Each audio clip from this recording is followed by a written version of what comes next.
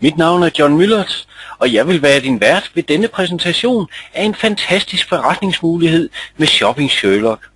Og når du hører præsentationen, så skal du ikke kun tænke lokalt, men tænke globalt, for det er en forretning, som du kan bygge i hele verden. Og denne mulighed kan netop være den mulighed, du har ledt efter. Internettet er ikke bare et modefænomen, det er evig forandring og er en fantastisk platform for udvikling i kommunikation, handel og kultur. Næsten alle bruger internettet hver eneste dag, og de fleste bruger det faktisk hele dagen. Flere og flere bruger internettet til at finde oplysninger af alle mulige slags. En nylig rundspørge har vist, at ikke mindre end 97% af forbrugerne nu benytter online medier, når de undersøger produkter og tjenester i deres lokalområde. Undersøgelsen viste også, at 65% af forbrugerne mener, at internettet er vigtigt, når de skal beslutte sig for et køb. 2 ud af 3 bruger altså internettet til at finde priser og produkter, inden de køber en vare.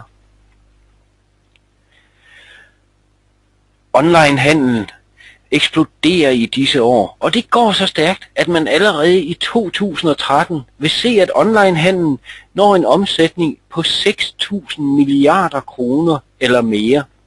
Og der vil fortsat være en stigning på næsten 20% om året. Det er et kæmpe område med en helt fantastisk vækst. En vækst og en omsætning, som du nu kan få din del af. Internettet vokser og forandrer sig hele tiden, og indimellem sker der nogle kæmpe fremskridt. Før Google og de andre søgemaskiner blev opfundet, var det svært at finde noget på nettet.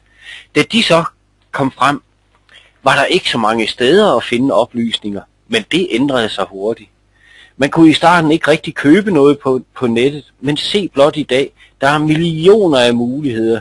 Ja, der er så mange, så det bliver rigtig svært, ja næsten umuligt at finde den billigste pris på det, man søger efter. Så hvad vil helt naturligt blive det næste kæmpe fremskridt på nettet? Jeg kan med stor glæde og begejstring præsentere Shopping Sherlock. Alle kender jo den berømte engelske detektiv Sherlock Holmes, som var helt fantastisk til altid at finde de slemme forbrydere. Shopping Sherlock er helt fantastisk til nemt, hurtigt og med få klik at finde de billigste priser på de produkter, du alligevel søger efter. Jeg vil starte min præsentation med at præsentere vores innovative og fantastiske direktør og ejer af Best in You og Shopping Sherlock, Michael Ryder. Han har hele tiden været på forkant med interneteksplosionen siden midten af 90'erne. Han har mange års succes i eksponering, online annoncering og markedsføring af store internetfirmaer. Og han er ekspert i at udvikle programmer og strategier til almennyttige organisationer. Han har også finansieret og været konsulent i flere andre succesrige MLM eller network marketing selskaber. Han er en mand, der holder hvad han lover til den tid han lover det.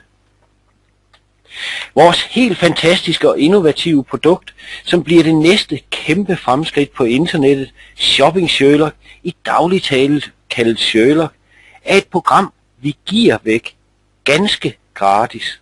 Det koster intet for forbrugeren at downloade og heller ikke at bruge det. Når du bruger Shopping Sherlock, sparer du en masse tid, når du søger efter produkter.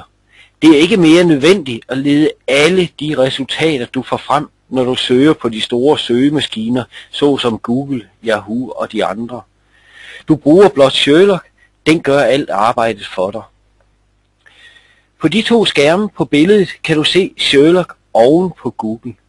Sherlock finder de billigste priser på det, du søger efter på få sekunder, og du finder ham oven på alle de største søgemaskiner. Når du er inde på andre hjemmesider eller laver noget helt andet, f.eks. i Word, så er den der slet ikke. Sherlock sparer penge for folk, og den er slet ikke påvirket af høje reklamebudgetter eller internet marketing know-how, som er de eneste måder, man i dag kan få sin hjemmeside til at ligge øverst på de store søgemaskiner. Sherlock vender også helt op og ned på den traditionelle produkter, da den sparer penge for folk, uden at det har kostet dem noget.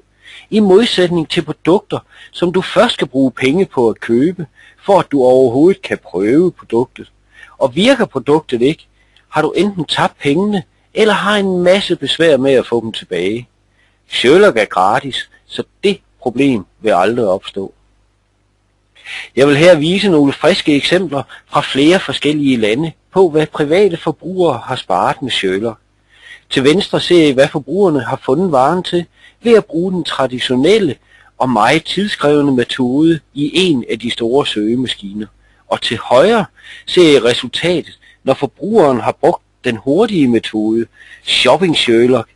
I første eksempel her ser I et digitalt Canon fotografiapparat, hvor denne forbruger fra Tyskland har sparet næsten 581 euro eller 31%. Her er en Beko vaskemaskine, som denne forbruger fra England har sparet hele 20% på. Eksemplet her fra USA viser en besparelse på denne golfkølle, en såkaldt driver, er helt oppe på 69%. En fantastisk glad bruger, kan jeg godt fortælle dig. At besparelsen er så stor, er faktisk ikke ualmindelig. På dette dameur fra Australien er besparelsen hele 25%. Og som et sluteksempel vil jeg vise dig denne 40-tommer fladskærm fra Sony, som denne forbruger fra Filippinerne har sparet 42% på, altså næsten halv pris. Udover de procenter, du har hørt, de forskellige har sparet, har de faktisk sparet rigtig lang tid, fordi det blot tager få sekunder, imod at det kan tage måske op til en time eller mere ved de traditionelle søgemetoder. Bliv Shopping Sherlock distributør allerede i dag. Det koster kun et engangsbeløb på $249 eller under 1.500 kroner. Én gang for alle. Udover betaler vi et meget lille licens- og vedligeholdelsesgebyr på kun $34,95 eller ca. 200 kroner per måned. Det er helt utroligt billigt for så et fantastisk produkt med alle de ting, der følger med. Du får din egen licens til at give lige så mange Sherlock væk, som du har lyst og tid til. Derudover får du blandt andet din helt egen hjemmeside, så du kan blive synlig på nettet med det samme. Et backoffice, hvor du kan holde styr på og styre din forretning fra. En supportafdeling, som besvarer og hjælper dine forbrugere. En programmør og en IT-afdeling, der sørger for, at Sherlock, din hjemmeside, backoffice og alt det andet tekniske, det fungerer. Nogle af alle de fordele, der følger med, er blandt andet også, det er ingen høj opstartsinvestering. Du skal ikke købe en masse produkter hjem, som du kan vise frem. Det hele ligger på nettet. Du har heller ingen omkostninger til pakning og forsendelse. Kunderne henter simpelthen produktet direkte på nettet i løbet af få sekunder. Så der er heller ingen ventetid på, at produktet det først skal pakkes, det skal sendes, og at det når frem til forbrugeren. Forbrugeren har det med det samme øjeblikkeligt, og Sherlock han er gratis. Både at downloade og at bruge. Sherlock er også garanteret virus- og spyware-fri. Den kan aldrig skade din computer eller din sikkerhed på nogen måde. Der er heller ingen månedlige produkter, du skal købe. Produkter, som måske kan fylde dine skabe og dit lager op, for du har slet ikke noget lager. Kun et lille link til, hvor Sherlock kan downloades fra. Og du giver blot Sherlock gratis væk og hjælper folk med at spare tid og spare penge, samtidig med at du tjener penge. Og hør lige rigtig godt efter her, for har du en online forretning, en servicevirksomhed, er du konsulent, arbejder du med direkte salg, network marketing eller en anden virksomhed, har du en hjemmeside eller et budskab, du gerne vil have ud, så kan du med stor fordel bruge Sherlock. Du giver Sherlock ganske gratis væk, og du har din reklame oven på de store søgemaskiner til en helt utrolig lav pris. På Sherlocken her til højre ser du en grøn reklame fra en pizzarestaurant, og det er her din reklame kan ligge. Hver gang brugerne bruger Sherlock, uanset om de søger efter et kamera, tøj, vaskemaskine eller hvad de nu søger efter, så vil din reklame altid blive vist, og du kan tjene penge hver gang. Enten når de klikker sig ind på det, de søger efter, eller de klikker ind på din reklame, og du dermed får omsætning. Jo mere dine brugere bruger Sherlock, jo billigere bliver din reklame faktisk. Ja, du kan endda tjene penge på at have din reklame oven på de store søgemaskiner. Det er en ren win-win situation, og det kan helt sikkert få din virksomhed til at vokse. Lav reklame for din virksomhed eller dine produkter online. Du kan også bruge den som en ikke-truende tilgang til nye kundeemner. Du giver dem nemlig blot en Sherlock ganske gratis, og nu ser de dit logo eller din reklame, hver gang de bruger den. Massiv eksponering, det er lige med massiv forretning. Det er den gratis applikation, som tjener penge til dig. Jeg vil nu fortælle dig om de fantastiske muligheder, du har for at tjene penge med Shopping Sherlock. Du får betaling hver gang folk bruger den gratis Sherlock til at finde de billigste priser. De behøver ikke at købe noget. Blot de går ind og læser mere om produktet, tjener du klikindtægter eller det der hedder affiliate-indtægter. Køber dine brugere også noget på en af de auktionssider, som findes, så tjener du penge på salget. Med Sherlock kan dine brugere også købe computerspil på Big Fish Game, og når de køber et spil derinde, så tjener du hele 70% af købsprisen. Og ikke bare ved det første køb, men alle køb den bruger laver hele det næste år frem. Når du fortæller andre om den mulighed, som du og mange andre har sagt ja til, og de også deler gratis Sherlock ud, så får du en bonus oveni på 20% af det, de tjener på førnævnte klik og salg. Lad os prøve at tage et eksempel. Du deler 100 Sherlock ud, men fortæller ikke om forretningsmuligheden. Du tjener så affiliate-indtægt på dine 100 Sherlock. Hvis du derimod deler 100 Sherlock ud og fortæller om forretningsmuligheden, lad os så antage, at 10 af dem, du fortæller om forretningsmuligheden, også tegner op i Shopping Sherlock, og de deler 100 Sherlock ud. Så får du altså 20% af de 1000 Sherlock, de har delt ud. Det svarer altså cirka til 200 Sherlock. Og lagt sammen med dine egne 100, så tjener du nu lige pludselig affiliate-indtægt fra det, der svarer til hele 300 Sherlock. Vi har også en farstart bonus på hele $100 for hver 2 Sherlock-systemer, du sælger. Og der er ingen tidsbegrænsning på, hvor hurtigt du skal gøre det. Det er helt op til dig. Så for hver 2 Sherlock-systemer, du sælger, så tjener du $100. Vi bygger vores forretning i 2 teams. Det er også det, man kalder et binært system. Og hver gang der bliver solgt 2 Sherlock i dit højre team og 2 Sherlock-systemer i dit venstre, så tjener du $50. Det behøver altså ikke at være salg, du selv laver. Det gælder alle salg i dine 2 team, uanset hvem der laver dem. Også hvis det er din sponsor eller andre, som laver salg nede i dine team. Lad os tage et eksempel. Der bliver lavet 50 salg i hvert af dine team, og du opnår derved 25 salgscykluser til hver $50, altså i alt $1250 eller omkring 7.500 kroner, uden at du måske selv har løftet en finger. Og det gælder uendeligt ned i din team, der er ingen begrænsninger. Og vigtigst af alt, hvad der eventuelt er sparet op, det bliver aldrig nogensinde nulstillet, ligesom det gør i mange andre selskaber. Denne subscription cyklus bonus kan give dig en tilbagevendende indkomst måned efter måned. For hver gang der bliver betalt 2 månedlige licenser i dit venstre team og 2 i dit højre team, så får du udbetalt $10. Tager vi et eksempel fra før med 50 personer i begge dine team, så opnår du 25 licenscykluser til hver $10, altså i alt $250 eller cirka 1.500 kroner hver eneste måned fremover. Når dine team vokser, så stiger din månedlige faste indtægt i samme takt. Vi har i dag en hel del distributører, som har både 500 og 1000 eller flere i hvert af deres team, og så kan du jo selv regne lidt videre på det. Vi har for kort tid siden fået endnu en helt fantastisk teambyggerbonus.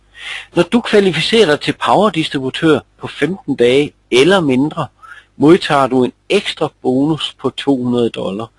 Den første powerdistributør i din upline modtager $50 for at have hjulpet dig på vej, og den første diamond distributør får $20 for også at have hjulpet til. Når du en gang har kvalificeret dig i systemet, så kan du aldrig rykke ned igen. Du kan kun rykke opad. Men det helt fantastiske og nye, det er, at du kan lave kvalifikationen til power lige så tit du vil. Igen og igen og igen. Og hver gang vil du få udbetalt denne ekstra bonus på $200. Jeg kommer lidt senere ind på, hvad der skal til for at kvalificere sig til powerdistributør, og det er faktisk slet ikke så svært. Vi har fået endnu en ny og helt fantastisk bonus af noget, når du bliver Global Power Distributør på 180 dage eller mindre, så får du en ekstra bonus på hele på hele $2.000 eller ca. 12.000 kroner. Den kan du nu også kvalificere dig til igen og igen og igen, og du får en bonus på hele $2.000 hver eneste gang. Nærmeste Global Power Upline modtager hver gang du opnår det $500, og din Diamond Upline modtager $200 for at have hjulpet dig på vej også. Den næste og endnu mere fantastisk bonus du kan opnå, den opnår du, når du bliver Global Power Distributør. Det er den, der hedder Checkmatch bonusen. Nu får du en ekstra bonus på hele 20% af, hvad hver enkelt i dit eget team tjener på teambyggerbonusser og provisioner. Ned til og med den næste Global Power i dit eget personlige team. Lad os tage et eksempel mere. Du arbejder i et firma med 600 ansatte. Din chef går rundt med en check til hver enkelt på det beløb, de har tjent i den forgangne uge. Til sidst kommer han hen til dig, giver dig din check, og så hiver han endnu en check frem og siger, da du nu er blevet powerdistributør, har jeg gjort det, at jeg har taget hvert enkelt beløb, som jeg har udbetalt til alle de andre, lagt beløbene sammen, og derefter taget 20% af det beløb. Og den check er din bonus for at være Global Power Distributør. Det er en checkmatch bonus, som gør, at du fra den ene dag til den anden kommer til at tjene dobbelt så meget eller mere. Og den bonus fortsætter, når du bliver Diamond. Nu bliver den bare endnu større. Hele 30% af, hvad hver enkelt i dit personlige team tjener. Helt ned til og med den første Global i dit team. Herefter så får du 10% fra den Global og længere helt ned til den første Diamond distributør i dit personlige team. En helt uovertruffen bonus, som ikke findes andre steder. Som Global og Diamond får du også andel i firmaets totale salg i hele verden. Altså ikke kun i dit eget team, men fra alle salg i hele verden. For at blive power skal du blot selv introducere mindst 4 personer, og dit personlige team skal i alt være på 12 personer. Der er ingen tidsgrænse for, hvornår du skal opnå det. Det bestemmer du og teamet selv. Men hvis du bliver power på 15 dage eller mindre, så kan du blandt andet modtage følgende bonusser. En farstart bonus på $200, 3 salgscyklusser på $50, i alt $150, og en teambyggerbonus på $200. Alt i alt bliver det $550 på 15 dage eller mindre. Det er også det, der svarer til ca. 3.300 kroner. Og du kan gøre det igen og igen og igen, og du må selvfølgelig gerne gøre det hurtigere end de 15 dage. Så kan du nå cyklusen igennem flere gange, og så tjener du nemlig pengene endnu hurtigere. Trappen til succes. Hvor vil du være? Vi starter alle sammen som distributør. Og som distributør kvalificerer vi os til at modtage bonus på op til $2.000 om ugen. Det eneste det kræver, det er, at du har solgt et Sherlock-system i dit højre team, og du har solgt et Sherlock-system i dit venstre team. Så er du kvalificeret til at kan opnå teambyggerkommissioner på op til maksimum $2.000 om ugen. Derudover så tjener du selvfølgelig penge på klik, på salg og på daily deals, som er noget, der kommer inden så længe på Sherlocken også. Det tjener du selvfølgelig ved siden af. Det er der ingen begrænsning på, hvor meget du kan tjene på. Når du bliver power-distributør, så kan du tjene op til maks $3.000 om ugen. Udover de kommissioner, som jeg også fortalte dig før.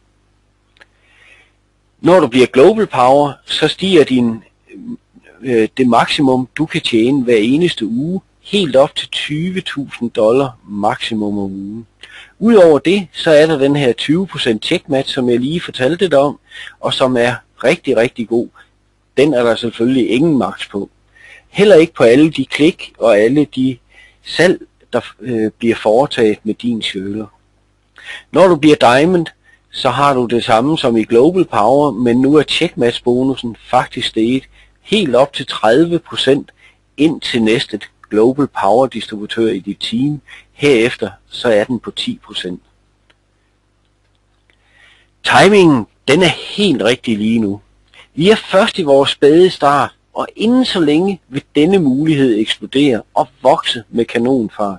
Og du har muligheden for allerede i dag og før alle andre at sikre dig din mulighed for at tage del i den fremtidige eksplosion, der vil ske med onlinehandel over hele verden, og få del i de mange reklamekroner, der hver eneste dag bliver brugt på nettet. Jeg kan se, at der sidder mange rundt omkring og lytter til denne præsentation, og der vil nok også være mange, der tegner op allerede i dag eller en af de kommende dage.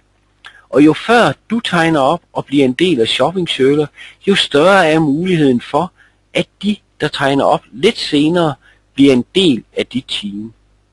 Mine sidste ord skal være: tag fat i den person, der har inviteret dig ind til denne præsentation. Få besvaret de spørgsmål, du måtte have, og tag så din beslutning om eventuelt at blive Sherlock-distributør og starte din forretning allerede i dag. Jeg hedder John Müllers, og jeg vil sige mange tak for din tid på denne præsentation. Jeg sætter virkelig stor pris på din deltagelse, og jeg glæder mig oprigtig meget til at snakke med dig, når vi mødes.